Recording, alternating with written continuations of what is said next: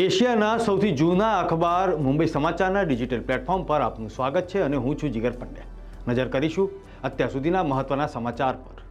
વિદેશ મંત્રાલય દ્વારા એક પ્રેસ બ્રીફિંગ યોજાઈ હતી।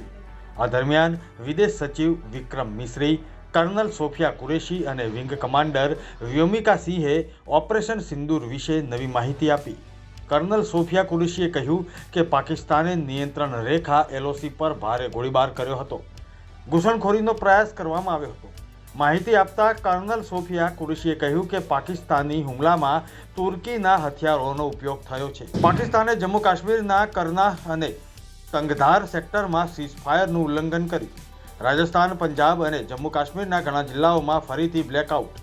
PM આવાસ પર ઉચ્ચ સ્તરીય બેઠક ચાલુ। રક્ષામંત્રી રાજનાથ પણ પહોંચ્યા હતા। PM મોદીની ત્રણેય સેના અધ્યક્ષ સાથે બેઠક ચાલુ। NSA અને CDS પણ હાજર રહ્યા।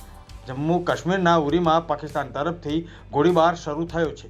ભારત પાકિસ્તાન તણાવ વચ્ચે ભારતીય સશસ્ત્ર દળો સાથે એકતા દર્શાવવા માટે કોંગ્રેસે દિલ્હીમાં તિરંગા યાત્રા કાઢી।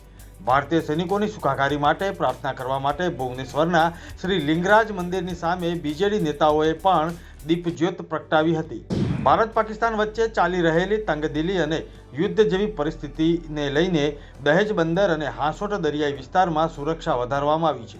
ત્યારે દરિયા કિનારે આવેલા હાંસોટ ખાતે વાહન ચેકિંગ સહિત આલિયા બેટ પર ચાંપતી નજર રાખવામાં આવી રહી છે। એશિયાની સૌથી મોટી ઔદ્યોગિક વસાહત સાથે દેશમાં અતિ સંવેદન જિલ્લામાં એક ભરૂચ જિલ્લો પણ ગણાય છે। રાજ્ય સરકારે એક મહત્વપૂર્ણ નિર્ણય લઈને રાજ્યની 542 જેટલી સામાન્ય એમ્બ્યુલન્સોનું સંચાલન 108 એમ્બ્યુલન્સ સેવાને સોંપવાનો નિર્દેશ કર્યો છે। દર્દીઓને એક હોસ્પિટલથી બીજી હોસ્પિટલ ખાતે રેફરલ કરવા તેમજ નજીકના ઇમરજન્સી કેસમાં મદદ કરવા માટે આ તમામ નવીન 542 એમ્બ્યુલન્સનો 108 સેવા દ્વારા સંચાલન કરવામાં આવશે।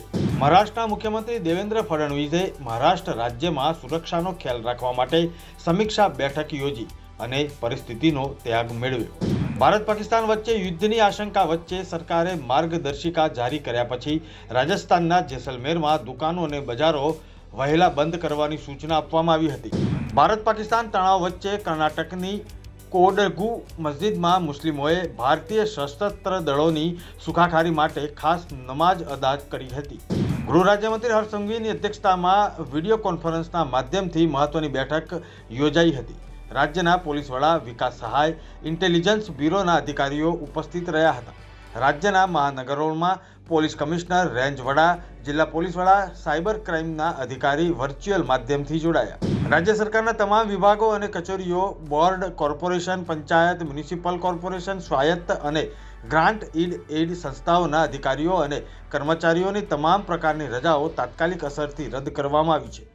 અધિકારીઓ અને કર્મચારીઓને વિભાગના વડાની પૂર્વ મંજૂરી વિના મુખ્ય મથક ન છોડવાની સૂચના અપાઈ। આ હતા અત્યાર સુધીના મહત્વના સમાચાર। ફરી મળીશું, ત્યાં સુધી જોતા રહેશો મુંબઈ સમાચારનું ડિજિટલ પ્લેટફોર્મ। નમસ્કાર।